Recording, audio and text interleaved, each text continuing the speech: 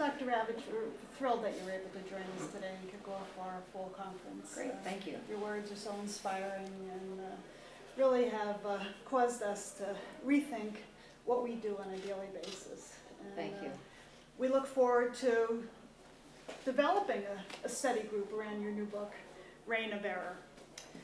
But I'm particularly fascinated by the history of your work in education. I'm wondering whether perhaps you could talk a little bit about the evolution of your thinking over the course of time related to educational reform in our country. Well, it's the simple answer. There's the simple answer and the complicated answer.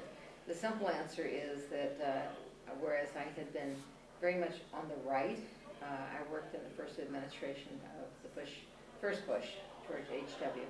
And then after I left, I was very much involved in 3 different very conservative think tanks.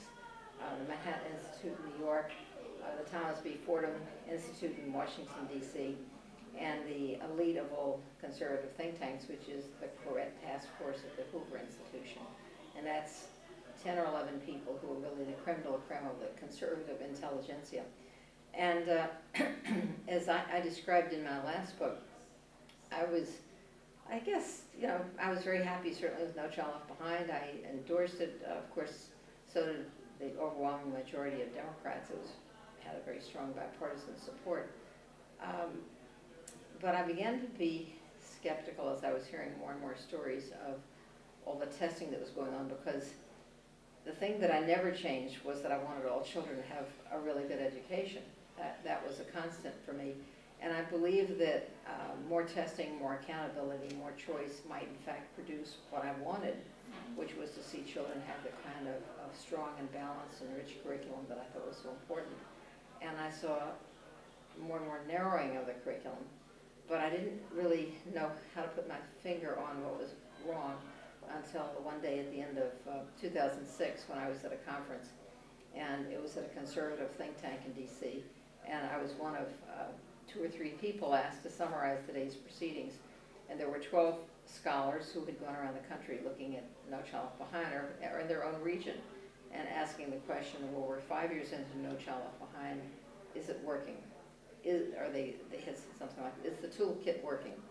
And each of the scholars reported, well, it's not working in Florida, it's not working in New Jersey, it's not working in this city, it's not working in rural areas. And they just went on with, it's not working here, choice isn't working, after-school services are not working, the kids are not showing up. And every paper said the same thing with a different region and a different aspect of the NCLB toolkit, as they called it. It wasn't working. So at the end of the day, I had no choice other than to say it's not working. So having come to this kind of saying out loud, it's not working, I found myself looking more critically as more evidence emerged that it was not working. And in 2007, I wrote an article in the New York Times saying it's time to get the government out of the classroom, which was a repudiation of NCLB. And within the Correct Task Force, I began being very much a dissenter. And when the task force was writing its report on the reauthorization of No Child Left Behind, the vote was like, I said, get rid of it. And everybody else said, no, we can fix it. So they did not append my dissent to their report. They just left me out. But they put into the Correct Task Force journal, which is called Education Next, a debate between me and John Chubb. And John Chubb was one of the very strong advocates for vouchers. And John Chubb said, mend it, don't end it. And my article was called End It, Don't Mend It. So that was my dissent, and that was the way the issue was presented. And I began in 2007 with my doubts getting stronger, researching, not quite sure where I was heading, but I began doing research on the book that became The Death and Life of the Great American School System, where I said, I don't believe in any of this anymore. I've lost the faith. And I tried in 2008 to resign from the Correct Task Force, and they said, oh no, stay here, debate with us. It's fun to have somebody to argue with us. And so I stayed.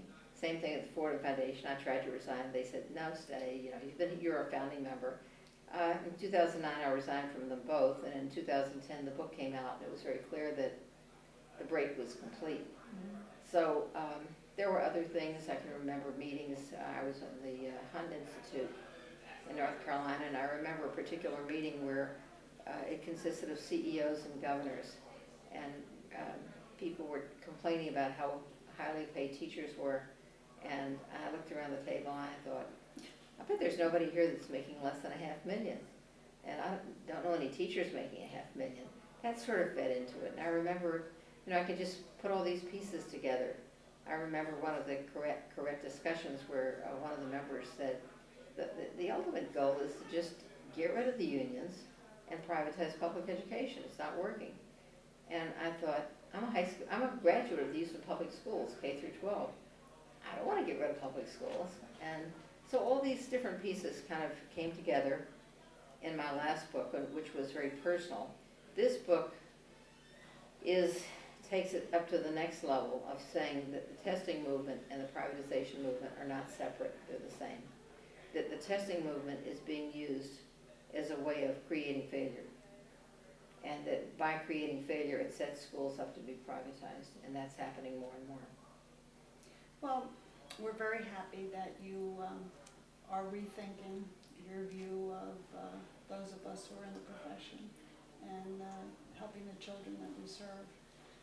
I'm hoping that down the road you'll be able to work with us perhaps collaboratively on some of the initiatives that are in the pipeline for changing New Jersey schools. Well, I'm hopeful that what will happen over time is that the movement to, first of all, parents have to understand you've got among the best schools in the nation.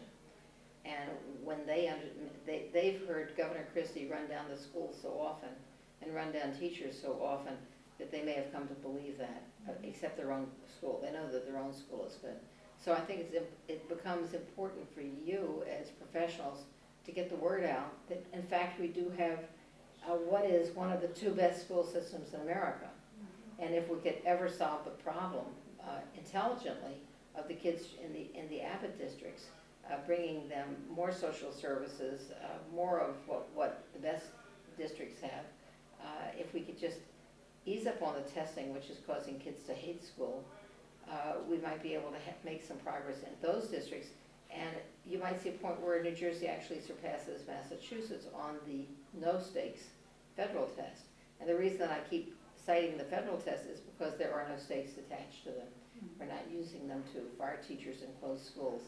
I feel as though the current movement is so destructive to education and so demoralizing to teachers and principals that it's bound to fail. It's bound to fail because everything they advocated has already failed.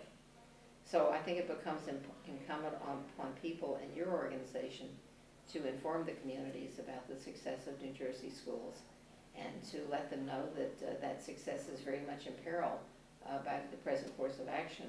And in time, I think even your state leaders will either change their minds or be changed. Oh, good advice, which obviously we will take to heart and do something about. But well, your biggest allies are your parents, and this is why I think it's crucial that school people really reach out and let parents be part of your team, because they're the ones who have the strongest self-interest in protecting their public schools, doing what's right for their children. Their children are the ones who are being over-tested and tested and tested, and I think that they are very sick of what's going on, and they're your strongest allies. You should count on them and bring them in with you. Well, we do, and we'll just make that collaboration stronger. Good. And thank you very much for your thoughts, for being with us. You're an inspiration.